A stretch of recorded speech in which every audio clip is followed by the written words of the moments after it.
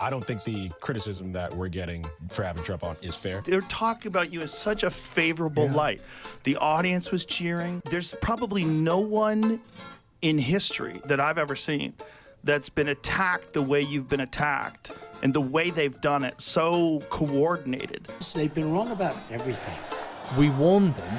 Under my administration, we're fighting against the lobbyists, the special interests, and the corrupt Washington politics. And we are going to drain the swamp. We pointed to Michael Cohen and how he showed that Trump was the swamp. And the question is, are they stupid?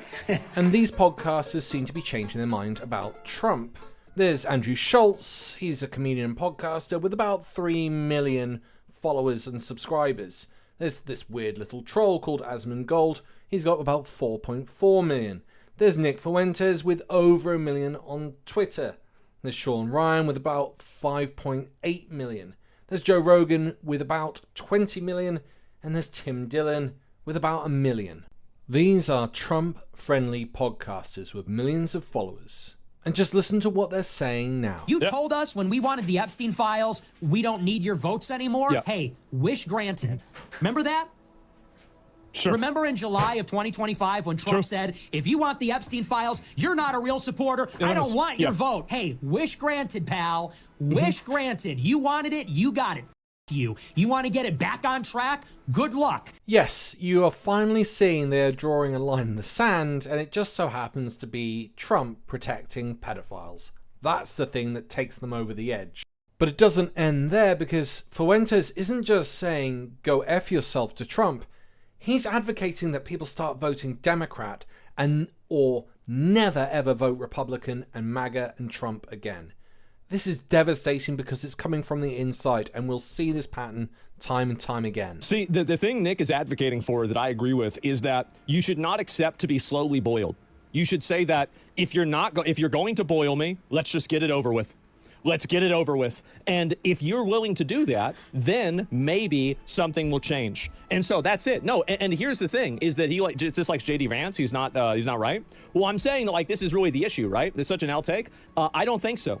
And let me explain, this is really the reason why. Setting people on fire, accelerationism. Exactly. And so really, if you let the people that, like, let's say you have like basically, I'm trying to think of a good way to say it. Let me finish the clip and I'll talk about it. Hey, guys, we need your help. You know, President Trump needs more seats to keep the agenda going. Yeah. You know what I have to say about that? You're worried about your majority in 2026. You're worried about losing the House. Why don't you ask Bill Clinton for his vote then? Ask Bill Clinton. Ask those 600,000 Chinese students. Ask the H-1B workers. Ask the Israelis. Ask Netanyahu for a vote. You gave Netanyahu $20 billion. Ask him to vote for you. And it only continues, it only gets wilder, and it's all because Trump is refusing to release all the files, but also Pam Bondi's response to Congress, and essentially starting to talk about how great money is, and that essentially the Epstein victims just aren't important compared to the economy that Trump's bringing. The Dow right now is over. The Dow is over $50,000. I don't know why you're laughing. You're a great stock trader, as I hear, Raskin. The Dow is over 50,000 right now. The S&P at almost 7,000. And the NASDAQ smashing records. Americans' 401ks and retirement savings are booming. Your eyes and ears are not deceiving you. Yes, you've really got to put the question, are you, Pam Bondi, really saying that sexual assault's okay because the Dow and the economy and your pensions are making lots of money? And it wasn't just me saying it, it was Sean Ryan. I've been pretty quiet about Pam Bondi in front of Congress the other day talking about how the Dow's up to 50,000. Nobody gives a because what you should be talking about is how you are going to investigate and prosecute any that were running around on Epstein Island that you're affiliated with. But we didn't talk about that, did we? Oh, and what's the excuse? What was the excuse? Oh, if we prosecute everybody, the whole system would go down. Well, you know what that sounds like? You know what that sounds like? That sounds like how Trump ran his campaign. Let's drain the swamp.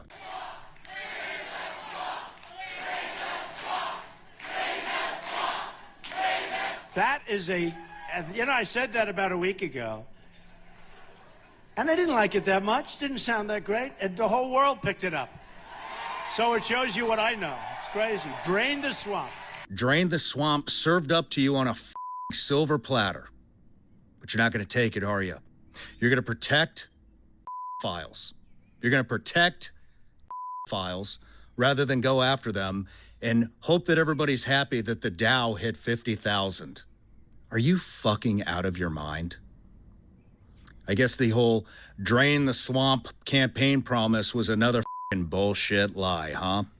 Man, the lies are stacking up fast. But what I don't get is how did he not realize that when all the warning signs were there? The guy has a sexual assault conviction against him. And you all go, well, we'll still vote for him. We've got to back him over Harris. I've never seen so many fucking lies appear in, what, a year? It's only been a fucking year. Look at all the fucking lies. He sounds shocked, but we've been through this before. He was in charge for 4 years. I think someone even did statistics showing that he was lying 3 to 5 times a day on camera. It's insane what he was doing. Then he did a coup. And Sean sounds shocked that he lies. It's unreal. The guy literally tried to take over your country and you go, I'm still going to back that guy, even though he almost succeeded.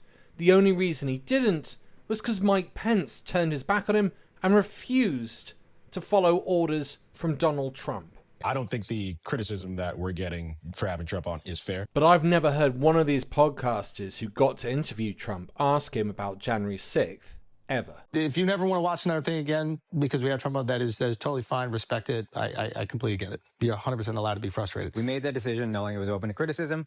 All right, there it is. That being said, like moving forward, we don't just like stay silent when something has this. Like if we do have a platform, there's people that we're talking to and we see something that is just so blatant. There's no like partisan bullshit with this. I looked at the numbers. 5% of the people they deported are violent criminals. Probably more files in the Oval Office. Exactly.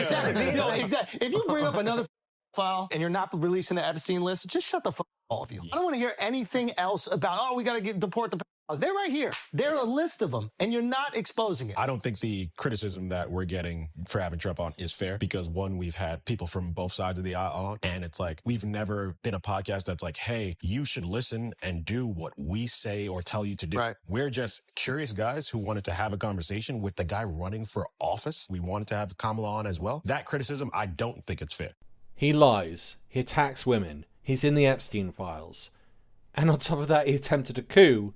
And you're saying it's not fair to get criticised for platforming him. You've taken a side. Great that you tried to have Harris on and make it look balanced.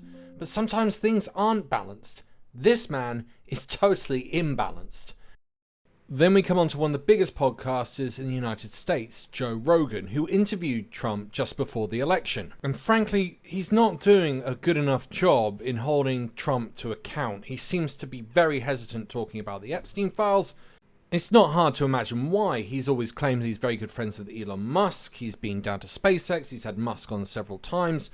Musk said he had no interest in going to the island and had rejected Epstein. Then it turns out in the emails, he's all over it and he's trying to invite himself onto the island. On top of platforming Trump to millions of his listeners and asking no questions about January 6th or the sexual assault conviction. In this clip, Rogan talks about an email from or to Epstein from Sultan Ahmed Suleiman. And it talks about a torture video between the two of them. Ahmed bin Sulayem sent the torture video to Epstein. This is in 2009.